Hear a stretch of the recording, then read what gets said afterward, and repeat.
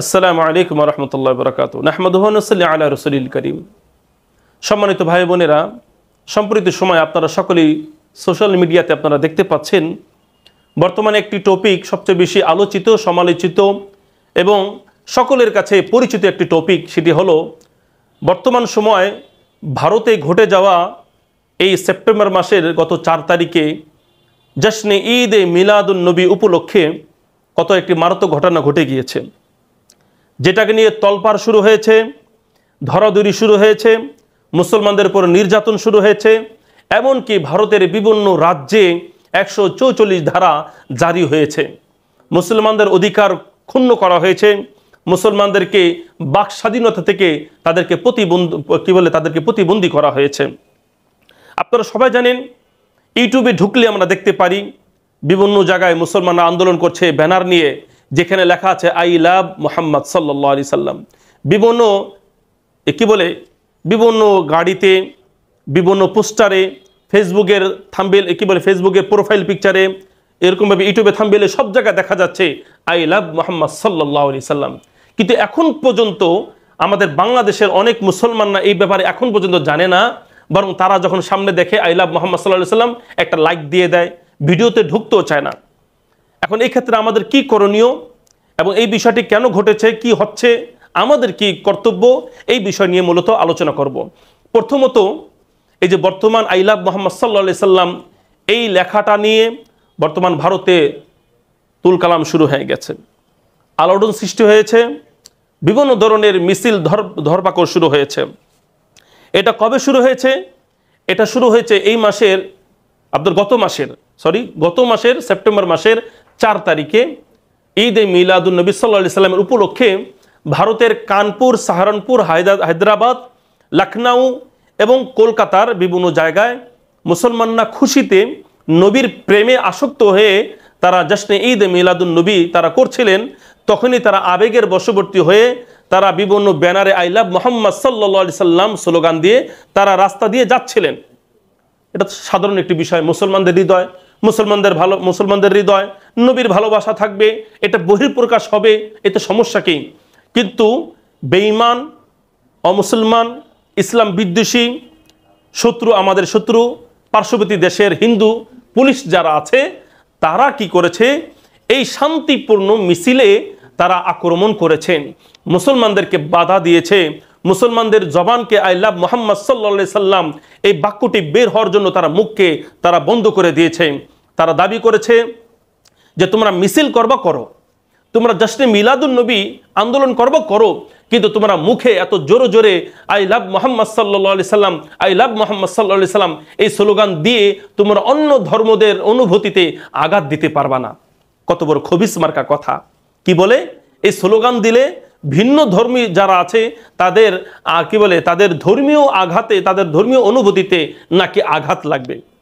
আমি ভারতের হিন্দুদেরকে বলতে চাই, যারা এর বিরুদ্ধাচরণ করেছে, আমি ওই সমস্ত ভারতের মুসলমান পুলিশদেরকে বলতে চাই, যারা মুসলমানদেরকে এই স্লোগান দেওয়ার কারণে যারা এখন জেলখানার মধ্যে বন্দি করে মুসলমানদের উপর জুলুম নির্যাতন চালাচ্ছেন, আমি আপনাদেরকে বলতে চাই, আপনারা যখন জয় শ্রীরাম বলেন, আপনারা যখন হরে রাম হরে কৃষ্ণ বলেন, আপনারা যখন নারায়ণ নারায়ণ বলেন, তখন অন্য ধর্মের অনুভূতি থেকে আঘাত লাগে না? তখন কি মুসলমানদের ধর্মীয় অনুভূতিতে আঘাত লাগে না? শুধু আমরাই যখন আই লাভ বলবো, I love Allah, I love Mohammad বলবো, আমরা যখন নারায়ে তাকবীর বলবো মুসলমানরা, তখনই আপনাদের হৃদয়ের মধ্যে আগুন ধরে যায়, ক্রোধের আগুন আপনাদের ভিতরে দাউ দাউ করে শুরু হয়ে যায়। এর কারণ কি? এর কারণ হলো আপনারা চান না আপনাদের দেশে ইসলামের কথা প্রচার হোক, আপনারা চান না নবীর ভালোবাসা, ইসলামের ভালোবাসা এটা বহিঃপ্রকাশ হোক। বন্ধুরা আমার, তারা এই ধর্মীয় শোভাযাত্রায় তারা বাধা দিয়েছে। কিছু হিন্দুত্ববাদী সংগঠন এই বিষয়টাকে কেন্দ্র করে ফেসবুক, ইউটিউবে বিভিন্ন ভিডিও এবং লেখা তারা আপলোড করেছে, যেখানে তারা মুসলমান, ইসলাম, নবী, কোরআনকে নিয়ে তার অবমাননা করেছে। এটা কোনো মুমিন মুসলমান সহ্য করতে পারে না। আমরা সবাই জানি আমাদের হৃদয় মুসলমান, আমাদের প্রত্যেকটা মুসলমানদের হৃদয় আল্লাহর নবীর ভালোবাসাটা কত বেশি। আমরা সবাই আমাদের নবীকে আমাদের প্রাণ চাইতে বেশি ভালোবাসি। সুতরাং আমাদের নবীকে কেউ তুচ্ছ জ্ঞাপন করবে, এটা আমরা মুসলমান হিসেবে কেউ আমরা সহ্য করতে পারবো না। আমার বন্ধুরা, আমার যারা এই ভিডিও দেখছেন, যারা আপনারা বিভিন্ন লেখা কি বলে ভিডিওতে আই লাভ মোহাম্মদ দেখছেন, এর কারণ কি? কেন?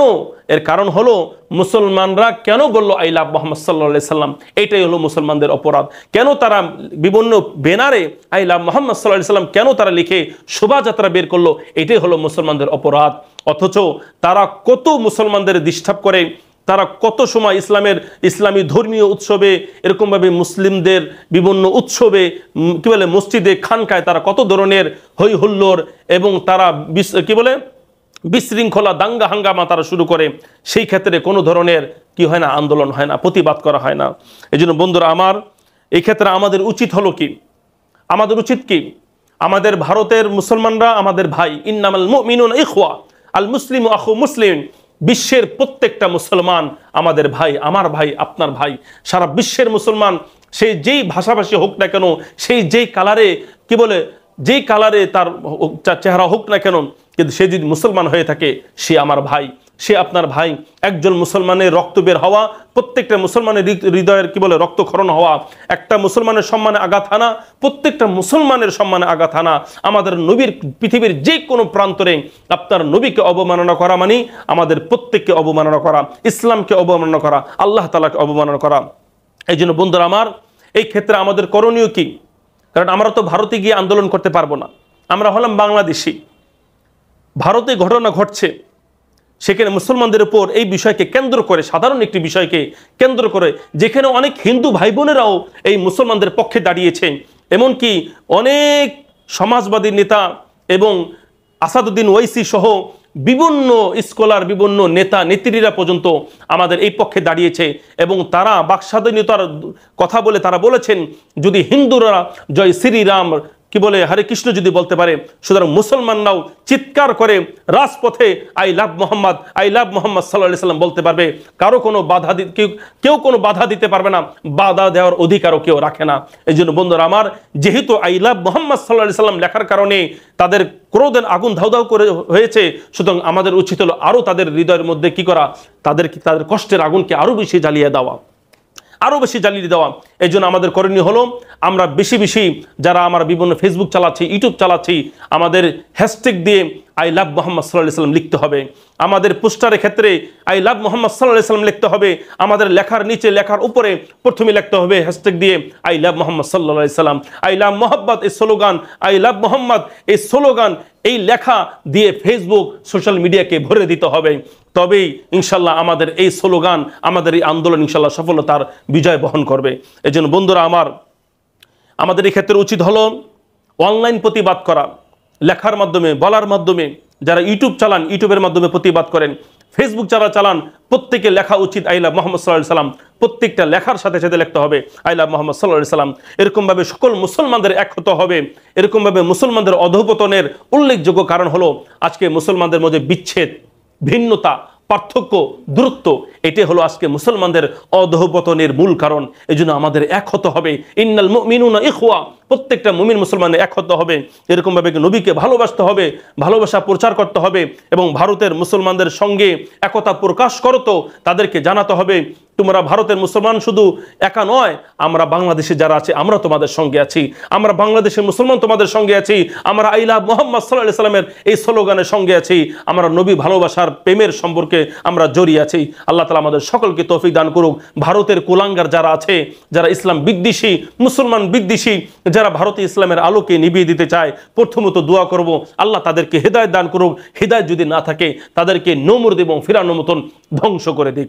আমিন। ওয়া মা তাওফিক ইল্লা বিল্লাহ।